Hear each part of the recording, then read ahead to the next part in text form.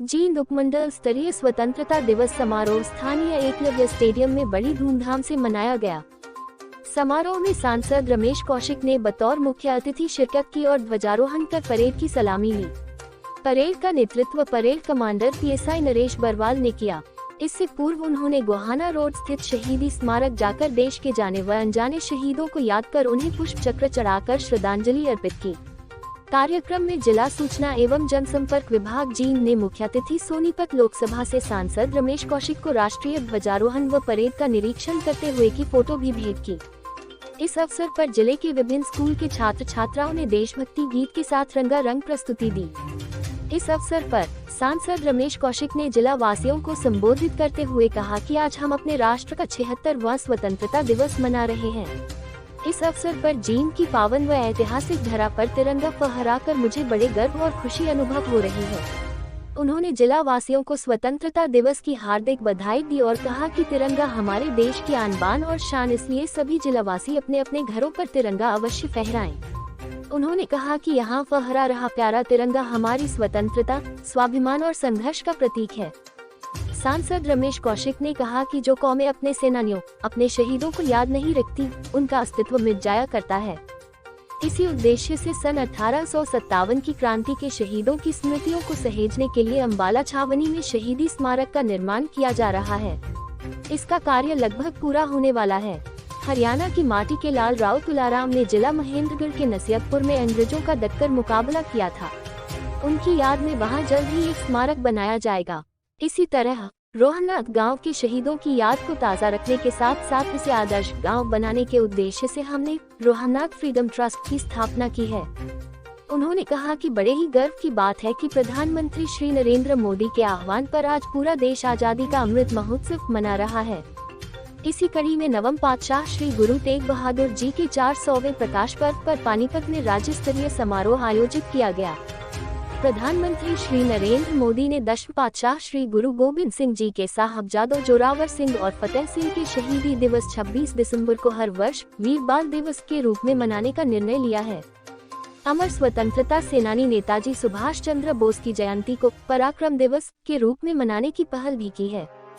उन्होंने कहा कि गौरव का विषय है कि प्रधानमंत्री श्री नरेंद्र मोदी ने 13 से 15 अगस्त तक देश भर में हर घर में तिरंगा की अनूठी मुहिम चलाई है।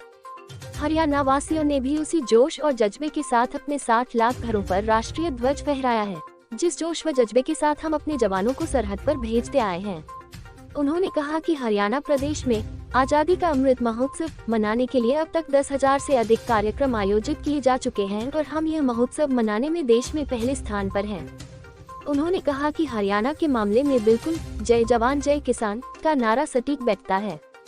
हमारे किसान ने अपने पसीने से देश के अन्न भंडार भरने का काम किया है, तो हमारे जवान सेना में भर्ती होकर देश के लिए मर मिटना अपनी शान समझते हैं।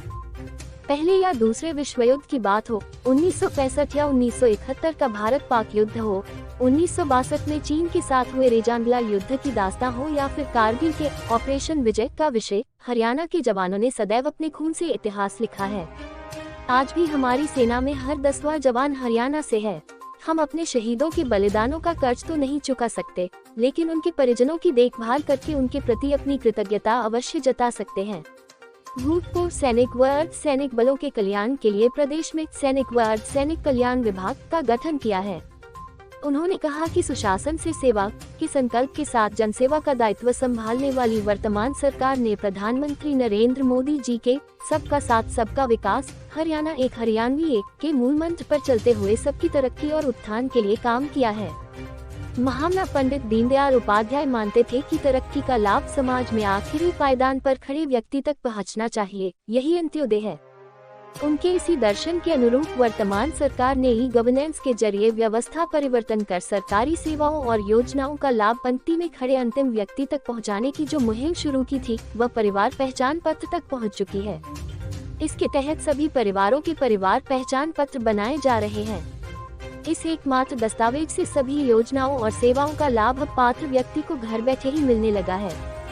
परिवार पहचान पत्र के पोर्टल से सभी योजनाओं व सेवाओं को साथ जोड़ा जा रहा है।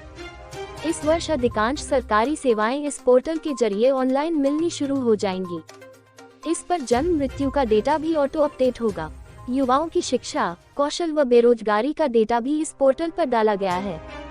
पीले राशन कार्ड बनाने का काम भी परिवार पहचान पत्र के माध्यम से किया जा रहा है। शुरुआत में जिला सिरसा व कुरुक्षेत्र में यह योजना पायलट आधार पर शुरू की गई है। यदि कोई व्यक्ति वृद्धावस्था पेंशन के लिए निर्धारित आयु पूरी कर लेता है तो अब उसे अपनी पेंशन बनवाने के लिए सरकारी दफ्तरों के चक्कर नहीं काटने पड़ते। परिवार पहचान पत्र के माध्यम से उसकी पेंशन अपने आप शुरू हो जाती है। सरकार ने सबसे गरीब लोगों का जीवन स्तर ऊंचा उठाने के लिए मुख्यमंत्री अंत्योदय परिवार उत्थान योजना शुरू की है। इसके तहत सबसे गरीब परिवारों की पहचान करके उनकी वार्षिक आय कम से कम 1.80 लाख रुपए की जा रही है। अब तक 30,000 परिवारों को रोजगार के लिए ऋण व अन्य सहायता दी है। गरीब परिवारों को मुख्यमंत्री परिवार समृद्धि योजना के तहत 6,000 रुपए वार्षिक सहायता दी जा रही है। प्रदेश में सभी तरह की सामाजिक सुरक्षा पेंशन 1 अप्रैल 2021 से बढ़ाकर 2,500 रुपए मासिक की गई है। आयुष्मान भारत योजना के तहत 27 लाख गरीब परिवारों को 5 लाख रुपए तक का वार्षिक मुफ्त इलाज करवाने की सुविधा दी जाएगी। आपके शहर की ताज़ा तरीन खबरें देखने के लिए सब्सक्राइब करें द DLT न्यूज।